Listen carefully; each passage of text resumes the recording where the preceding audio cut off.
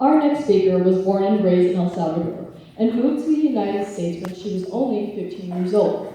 She believes everything happens for a reason and that everybody has their own unique story. She will be sharing her story of resilience, how losing her sister at a young age to gang violence impacted her and her family's life, the difficulties that come with moving to a foreign country, barely knowing the language, and how she learned to cope with certain passion through all the painful events in her life. Please give a warm welcome to Maria Rodriguez.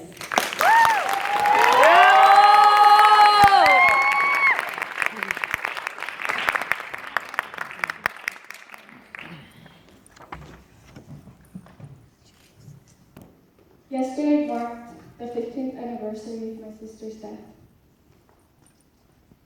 I was born and raised in Santa Ana, a small town not so far away from the capital city in El Salvador. I lived with my mom, my dad, and my 3 siblings.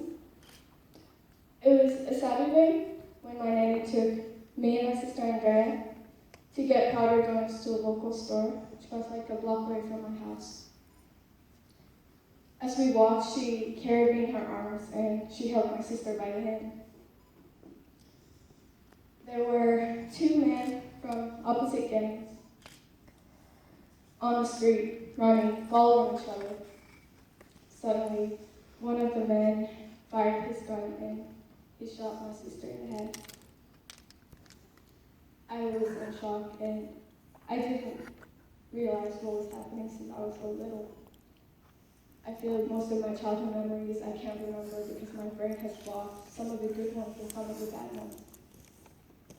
But from what I can remember is how terrified I was of the sound, how terrified it made me, even years later, and even now.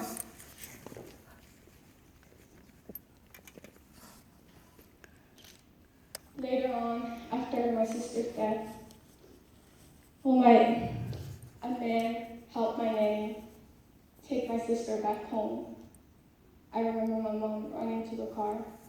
They drove to a hospital where my sister was put through surgery, and after 2 hours, she wasn't able to survive. Later on, after my sister's death, my mom and my dad had a divorce, and my other 2 siblings went off to college. So it's always been my mom and dad. She has supported me through everything, and she's the strongest woman I know.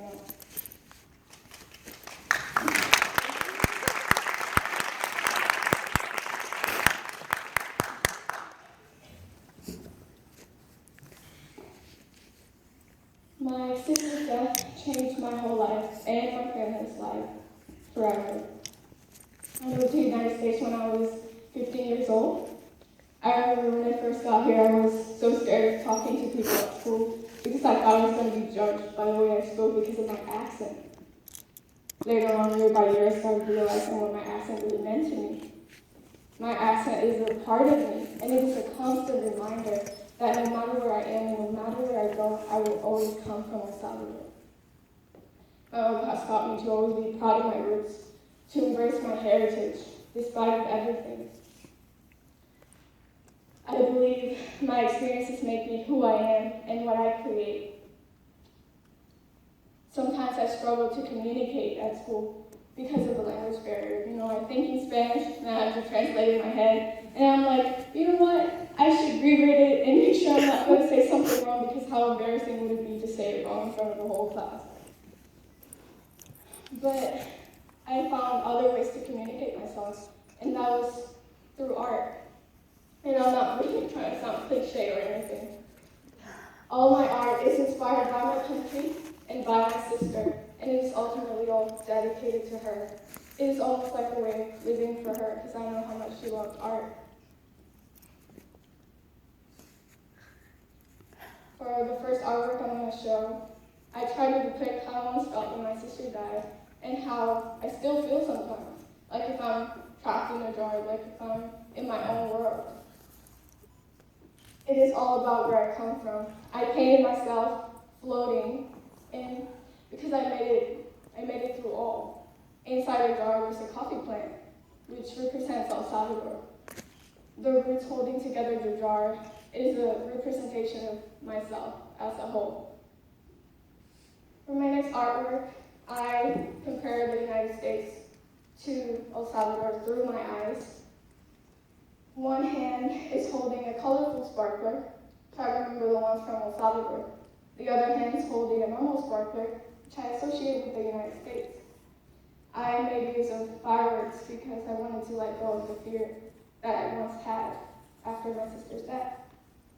I made myself floating because I like to think it's peaceful. Some of my art I can't really explain. I don't really think art should be understood, it should be appreciated for what it is. Even when I'm angry, even when I'm sad, I like to paint in bright colors. That is my passion. And I feel like that's what we all need to be able to find our own muse, our own inspiration, whether it is music, writing, sports, reading, anything. Something that will help us rise from all the negative things in our lives to become more positive about the future, to be more optimistic. Because sometimes we get so caught up in our own problems that we forget there's other people out there going through difficult times too. And sometimes we get so caught up in our own problems that we forget about all the things that we should be grateful for, about the beautiful things in life.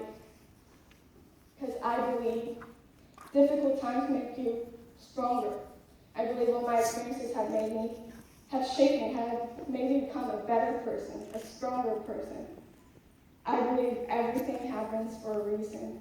And if I had never moved here to the United States, I wouldn't have had the opportunity to be talking to you today. Thank you.